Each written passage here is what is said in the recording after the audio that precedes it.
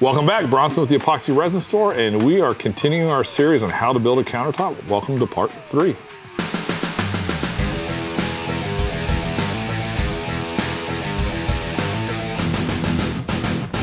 All right, now that I've got our piece flipped over, I'm going to sand out our edges and our top.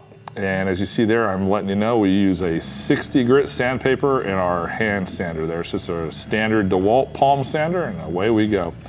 What I'm trying to do here is the pieces I want flush and even and nice and square. So I'm just going to go around the entire edge of this piece and then just sand it out really quick.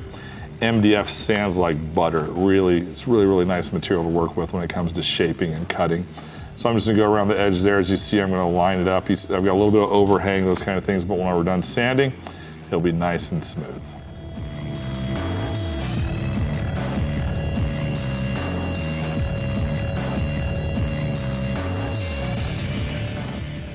All right, sometimes to speed stuff up, I'll grab my trusty angle grinder with a flap disc on here, and as you can see, I'm writing out, I'm using a 60 grit flap disc on this, and this will just speed things along. Sometimes when I'm using a jigsaw rather than a track saw, I'll end up with a little bit of waves, and this just gets them out quicker. If you don't have an angle grinder, that's okay. You can go buy one for like 10 bucks, or you can just use a hand sander like I was before. It just takes a little longer.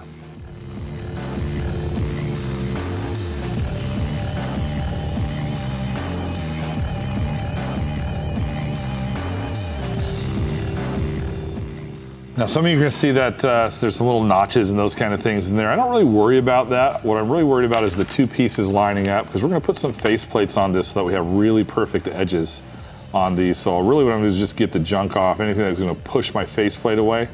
I'm not too concerned about the little divots in that's left by this angle grinder here. These are my face plates right here. They work out beautifully. We cut them out of 1/4 inch MDF. And then we cut them to 1.5 inches thick so they fit perfectly in front of the two pieces that we've done right there. This here's the secret. A lot of guys are going to be mad that I'm showing you guys, but we're not going to hold back. Like I said, it's 1/4 inch MDF cut to 1.5 inches thick that we will then place in front of our two pieces that we just cut.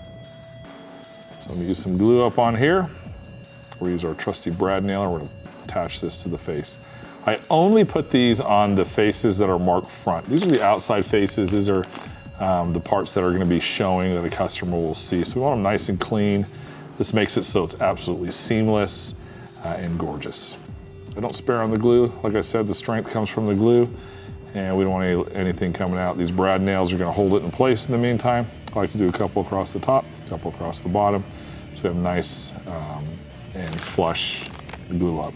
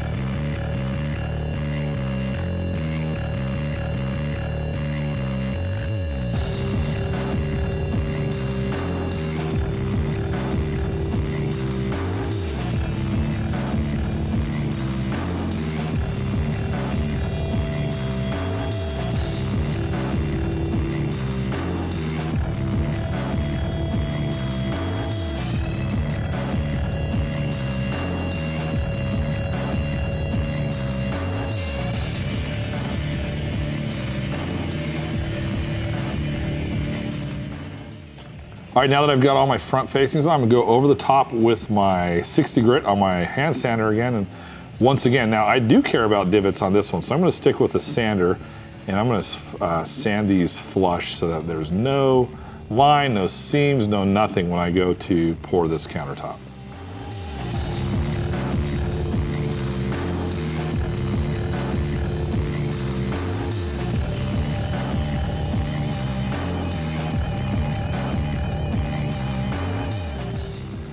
All right, now that I've got everything sanded, what I'm gonna do, I've got some auto body filler here. Now, a lot of people like to go to Home Depot or Lowe's or whatever big box stores in your area, and they'll buy the Bondo brand. So this is not Bondo, it's the same stuff. It's just an off-brand amount. Here's a pro tip that you should know.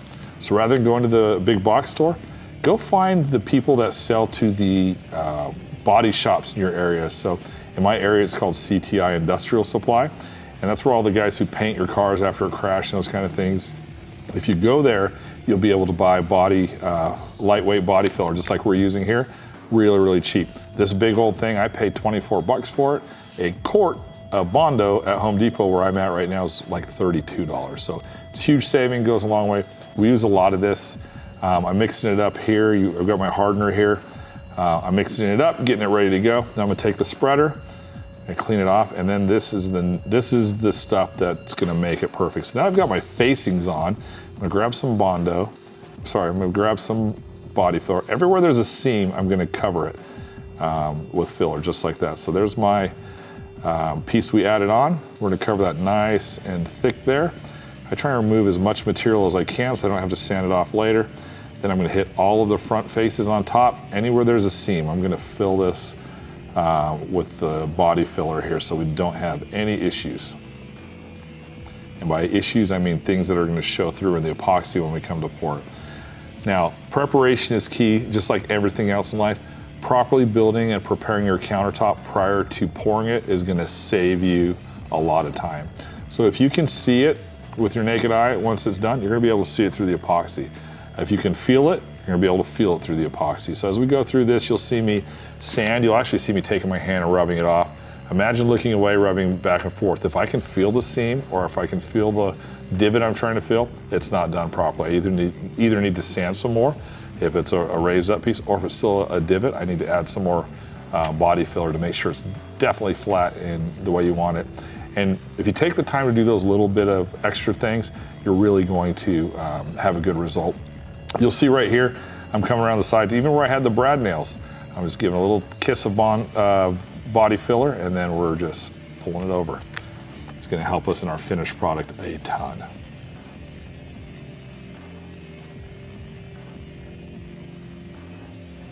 All right, if I look a little awkward doing this, it's because I'm trying to make sure you guys got a good video shot while I'm in there, and sometimes I gotta hold my body and hand a little bit differently, so don't give me any grief about it in the comments. I know who you are.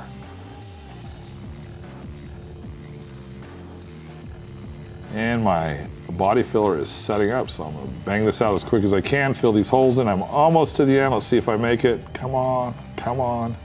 You're a professional, act like it. Let's go. We're making videos here. Go, go, go, go. Oh yeah, got it right at the end. That'll set up and we are good to go. All right, with that, that's the end of part 3. Stay tuned for the exciting conclusion.